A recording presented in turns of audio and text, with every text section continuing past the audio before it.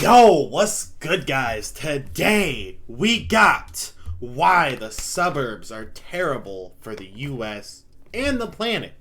Now, listen, the last video that kind of addressed the suburbs, y'all really enjoyed. So I'm gonna assume this one's gonna go more in depth on a different route. I've lived in the suburbs, I've lived other places. So let's see what happens. Let's talk. The year is 1945. Soldiers are spilling off the docks in Cheers, my droves. friends. Fresh from a war across the sea, they're about to continue another war at home that had been raging for over 200 years. American pride is all the rage, and so are construction projects peppering the outskirts of cities. With their cul-de-sacs, cars, white picket fences, and white faces, the suburbs have arrived in full force. Post-World War II, Americans were fleeing from the cities and into the advertised bliss of the suburbs, building the physical manifestation of the American dream. But these endless rows of single-family homes and perfectly manicured lawns didn't just spring out of nowhere.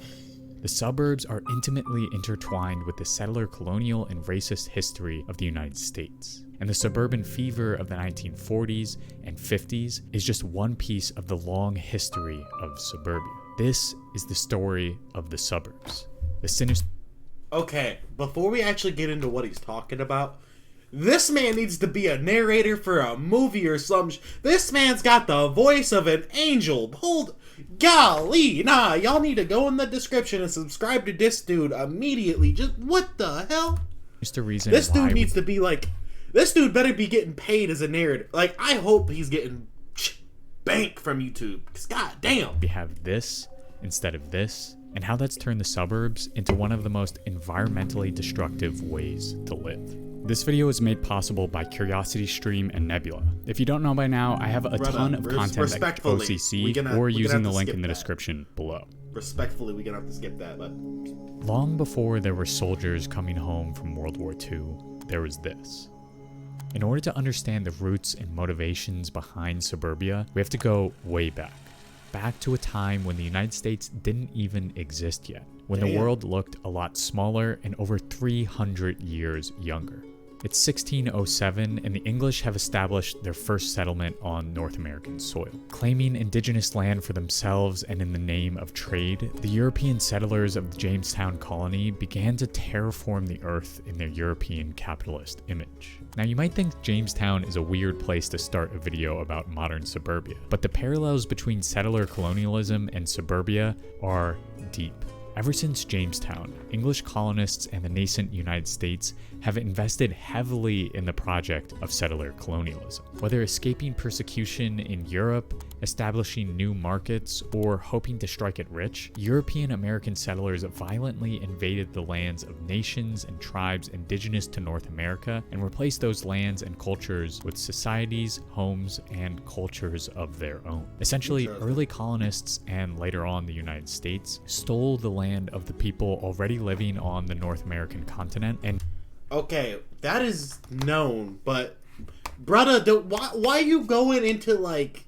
Alright, no, you know what? I would take that back, because I understand why. He's trying to give the full story. But bro's really giving us the full story. Like, my man, like, I thought he was about to just go off on why the suburbs suck. No, but we getting a whole history lesson. We getting an entire history lesson along with this. Let's go. And dramatically reshaped it in order to claim it as their own. This process has come to be known as settler colonialism, and the scars of settler colonialism run straight through the ideas of manifest destiny, westward expansion, that coalesced in the Homestead Act of 1862, which expanded the US's foothold on the continent by transferring federal land claims in the American West to thousands of its citizens. In essence, the United States used settlers to make their right to stolen land seem that much more real. And often those settlers occupying and working that land moved out west as a means of escape, fleeing difficult circumstances on the East Coast and establishing their own methods and means of living on the quote-unquote frontier. But by 1893, scholar Frederick Jackson Turner made the bold claim that the American frontier had closed. To Turner, the U.S. project of settler colonialism was finished. While it was true that the United States had successfully dug its claws into almost every inch of the modern United States, the culture of using space of using landscapes to escape crises and to shape the world continued on in other ways. One of those arenas was the suburbs. While it would be wrong to say that suburbia grew out of settler colonialism, as scholar Lorenzo Veracini writes, the suburbs are a reenactment of settler colonialism. After striking out westward in the 1800s, Americans went outward in the 1900s, away from the perceived crises of the cities and into the supposed havens of the suburbs. The car is a stand-in for the settler wagon. The commute into the city mirrors the westward journey, and the very styles of homes, ranch, and colonial harken back. All right. I mean, he's kind of on the. I never thought about it like that, but he does make a point. I'm not gonna lie. He makes a very good point there. Never thought about it like the types of homes are literally named at. That's crazy. Damn, bro's connecting the dots.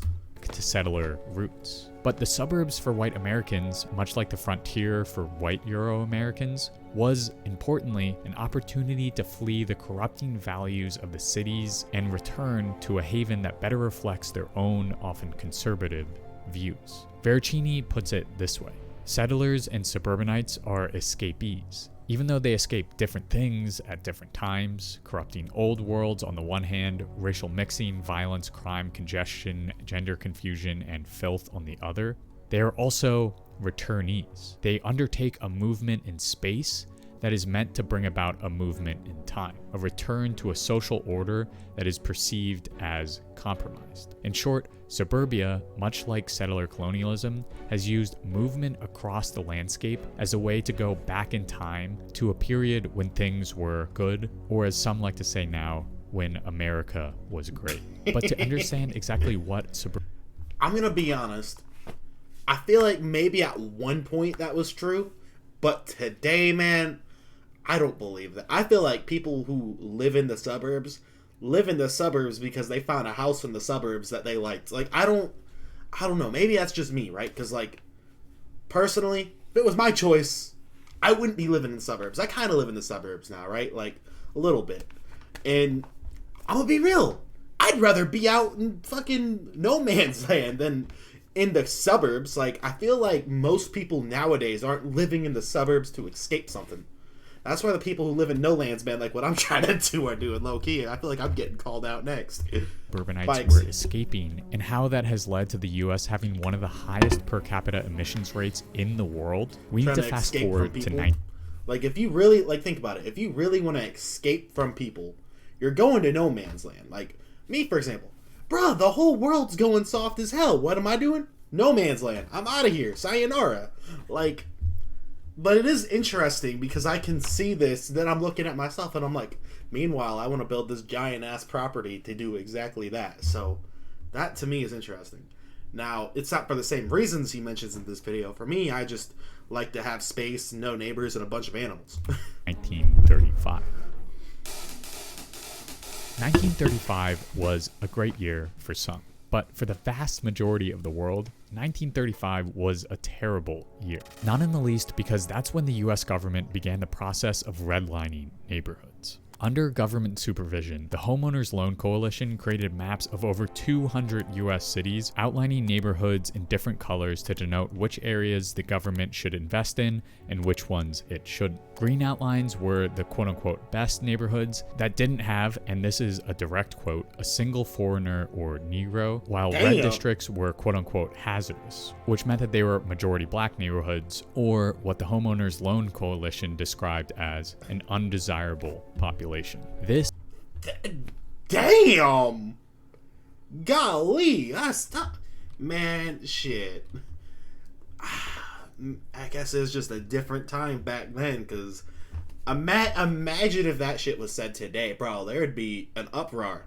Man, they'd be getting fucked up, and they deserve it too, to be honest with you, but still, like, they'd be getting fucked up. Districts were quote-unquote hazardous, which meant that they were majority black neighborhoods, or what the Homeowners Loan Coalition described as an undesirable population. This is the origin of the term redlining. Agents from the Homeowners Loan Coalition would travel around to different districts and draft blatantly racist assessments about neighborhoods like this one, which marked one neighborhood as yellow because black residents of surrounding districts walked through that area's park, and the school for that zone was located in a black neighborhood. Green neighborhoods were okayed for mortgages and public funds, while those marked in red were avoided at all costs by mortgage lenders and government spending. Redlining systematically divested funds from black neighborhoods and put them into white neighborhoods. But government-sanctioned redlining in the city is just the tip of the iceberg. Racist white fears of crime,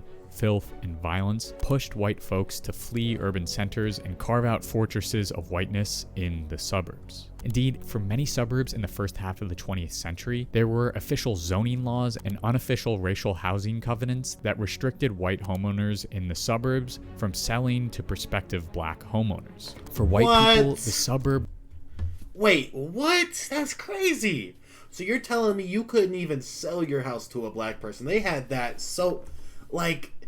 Imagine if people tried to do that today. Imagine if somebody was like, yeah, see, like, you're not allowed to sell your house to a black person or a white person or a Mexican person or whatever, right? Like, that's... Imagine if that happened today. That's crazy. Represented a conservative refuge that valued the nuclear family, that reinforced gender roles of a man at work and a woman in the home, and that excluded non-white families. But with the passage of the Fair Housing Act in 1968, many of these racist policies were outlawed on paper. Yet in practice, they still thrived. Overt racism became covert racism as people used coded language and logic to continue to exclude marginalized people from the suburbs. Instead of saying people of color couldn't live in their suburban enclaves, white homeowners of suburban towns like Blackjack in the outskirts of St. Louis would say stuff like, "The only criterion for entering Blackjack has been the ability to pay. We are not a racist community, but neither are we for economic integration." As well as, if you bring low-income housing out here, the same thing will happen that's happening in St. Louis City. There will be crime and armed robberies and everything else. This rhetoric came directly from the mouth of local officials of Blackjack in the 1970s, who were adamantly opposed to the construction of a low-income, high-density housing project in the town. Instead of blatant racist wording, townspeople of Blackjack used income as a way to keep poorer, non-white folks out of their neighborhoods. Across the country, the tactic of wielding class and wealth as a racist tool of exclusion pervaded suburban policy. Single-family zoning laws, a lack of public transportation, and an emphasis on conformity were all exclusionary tactics. They were all... Now, listen. I can only speak for... I'll speak for the place I live now. Because, say, a place I grew up in, back in North Carolina, I can see a lot of this applying. The place I grew up in, like, back there, 100%, a lot of this makes sense. Where I live now, it's definitely more of a diverse area. There's a lot of white people, black people. I haven't seen many Mexicans, I'll be honest with y'all. Not a lot of Mexicans, but definitely a lot of white and black people. But like, so I don't know if it's as true today. I feel like that's starting to subside in the suburbs, but I'm sure there's still a lot of places, like, say, back in North Carolina where I lived in, where there's a lot more truth to that, and probably is still a little bit more strong than it is here. I feel like this is interesting, though. It kind of makes me look at, especially the place in North Carolina I lived in a different light, like understanding why it was the way it was. Suburban policy. Single-family zoning laws, a lack of public transportation, and an emphasis on conformity were all exclusionary tactics. They were all attempts to keep the perceived violence and crime of people of color in the city out of their suburban enclaves. And if you think we left that rhetoric behind in the 70s, Trump begs to differ. They want to eliminate single-family zoning, bringing, who knows, into your suburbs, so your communities will be unsafe and your housing values will go down. The suburbs are still a racialized battleground, using space and design as a means of exclusion. And along the way of achieving this white supremacist safe haven, the suburbs lock in a way of life incompatible with our environment, our atmosphere, and our planet. Now, I feel like he said it in a smarter way. Like, the place I lived in North Carolina, 100%, 1,000%. There was like one black family in the entire place. Like, yes, 1,000%. But say the place I live now, which is like, it's not as fancy as of a suburban place, right? But I mean, it's still kind of the suburbs, right? Like, it's a little more diverse where, you know, it's kind of a 50-50 between black and white people. And then, I don't know, other races are probably sprinkled in there somewhere, but I haven't seen them.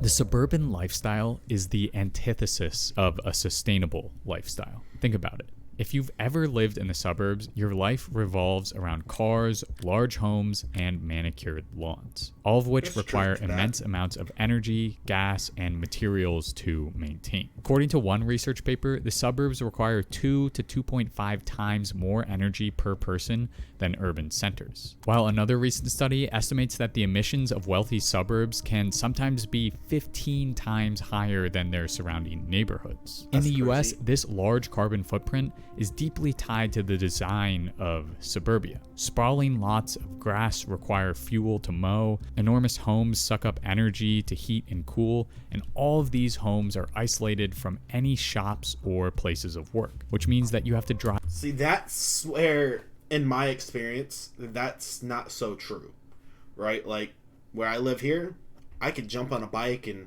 be at a grocery store or gas station pretty quickly, right? Now, where I lived in North Carolina, same was true. Like, I could easily walk down to the movie theater or, you know, gas station or whatever. I did it multiple times. But I will say that's probably because I was more on the outside of it. So if I was, say, on the other side of the neighborhood, then there might be more, now that I say it. If I was on the other side of the neighborhood, that'd probably be a little different. So you know what? Nope. He's kind of right there, North Carolina. Drive sometimes multiple hours a day to your job or to run errands. In the process of isolating themselves from the city. See, like, this is what my place in North Carolina kind of looked like. A lot, honestly, it was like almost a replica of this place, just like brick on the bottom and white on the top. And a little, honestly, I'd argue it was a little bit bigger because it had like the garage and the back deck on it. Like, yeah, it was a little bit bigger than this, actually. Suburbanites have also isolated themselves from everything else, making the trip to the store or the movies one laden with emissions. Suburban design is a masterclass in not just exclusion, but pollution. To demonstrate the effect of suburban living on the atmosphere, a research group took the average carbon footprint of thousands of zip codes across the US and visualized that data as a heat map. With each and every city, their map reveals low carbon footprints in the urban core and extremely high carbon footprints in the surrounding suburbs. In order to build their supposed oases from the corruption of the city, suburbanites have left a trail of environmental destruction in their wake.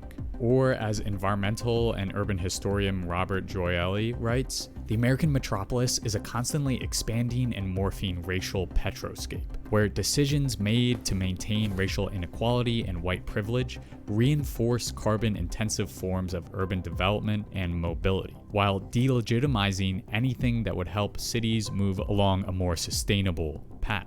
In short, the suburbs are unsustainable, and their environmental destruction is supported in part by a refusal to interrogate white privilege and the racial underpinnings that gave rise to them. I'm going to be honest, though. The part of this where, like, maybe I'm misunderstanding him, but I feel like he's implying, like, that people who live in the suburbs are always racist. Like, I'll say both the suburban places I've lived in, this place and the North Carolina place, I mean, I've had black friends come over. I had, you know, black family members around. Everybody was always respectful, and, like, I never seen any real racism out of anyone around my neighborhood. So I don't necessarily know if it's racist people. Like, I don't think I feel like it might have started like that, but now I feel like it's more of a thing where the suburbs are the nice houses. It's the cool place, maybe not cool, but like the fancy place to be. You know, you want to show off you got your money, go move in the suburbs and get you a big ass house. Like, it's like more flashy. So I feel like nowadays that's probably more what it is than it is the whole racistness. Now, obviously in the suburbs they're generally more safe, so that's a big part of it too, right? Everyone wants to live in a safer area. But yeah, the suburbs are steeped in a legacy of settler colonialism and racism that have locked the United States into one of the highest per capita emissions rates in the world. But it doesn't have to be this way. There are so many alternatives across the world and even within the US. We know that dense cities are less carbon intensive. They are the exact opposite of the suburban lifestyle. City dwellers have smaller homes, easier access to mass transit, and can walk or bike to stores and their jobs. But we can't just eliminate the suburbs and force everyone into the city. So what would it look like to transform the suburban landscape? For one, it would mean building a lot more low-income and accessible housing projects like the one that was blocked in Blackjack.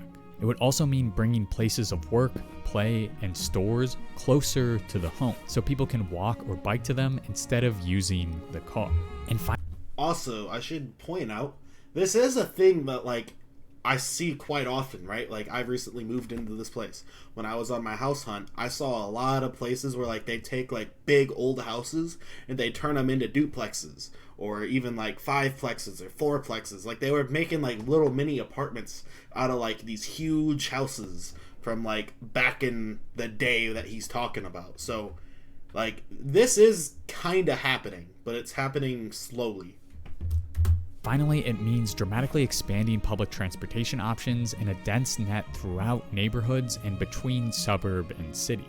This all requires an emphasis on mixed-use zoning laws over single-family zoning, public investment in transportation, and an overhaul of infrastructure, all of which require incredible political pressure.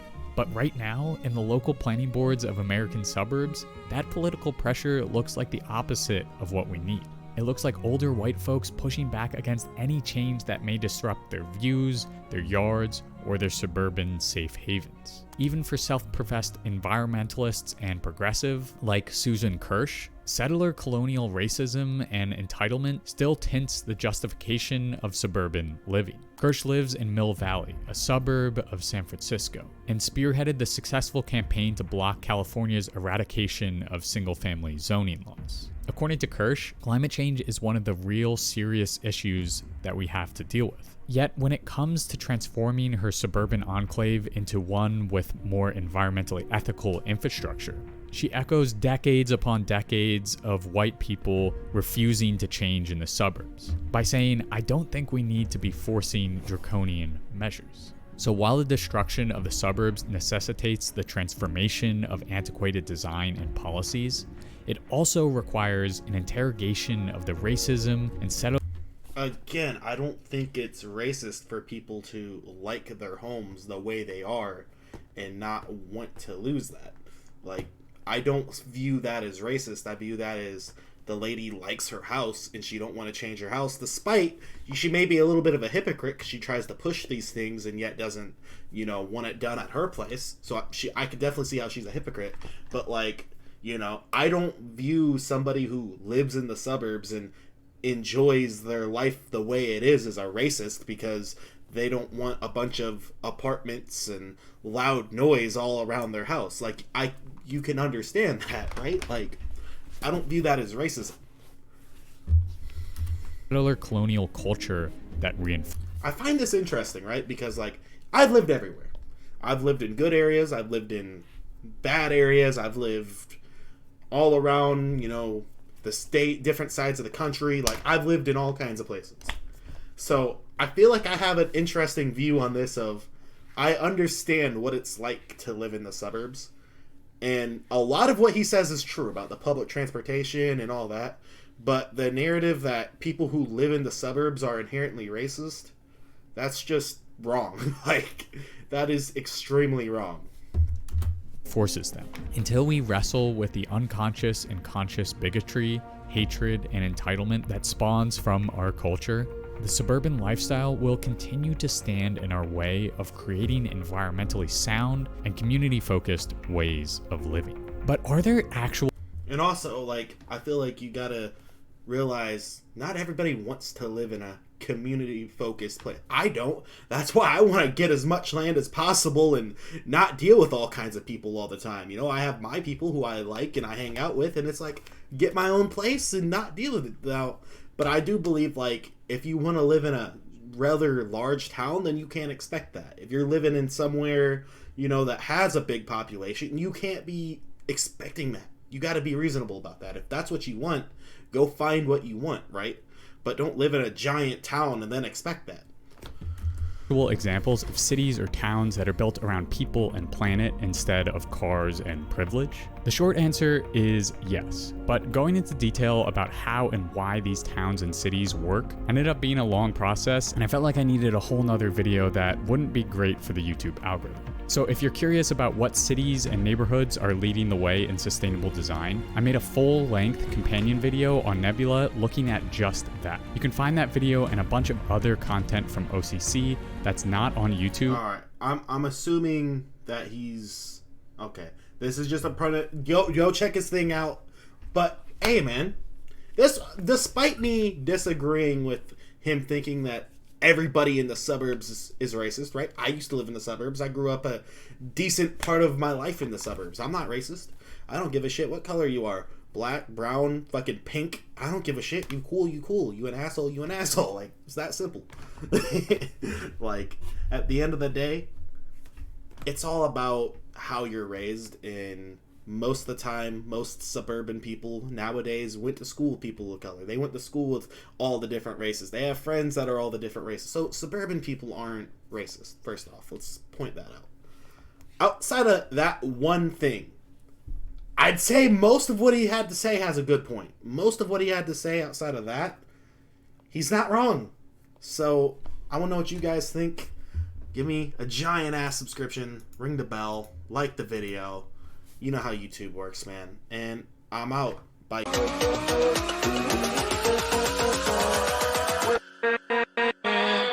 With